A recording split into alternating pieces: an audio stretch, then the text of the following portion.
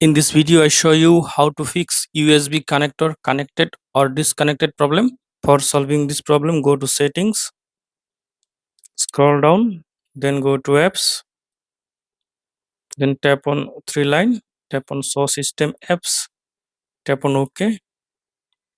Now search for USB. Tap on USB settings, tap on force stop, tap on OK, tap on storage, tap on clear data, tap on delete. Now scroll down, then tap on about phone, then tap on software information. Now tap on build number 7 times. Enter your PIN or password.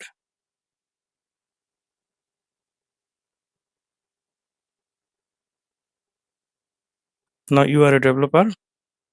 Go back. Now tap on developer option. Now scroll down.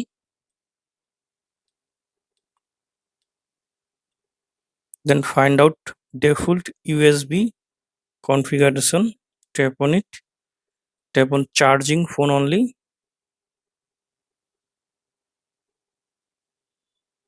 Now I hope that this method fix USB connector connected disconnect problem.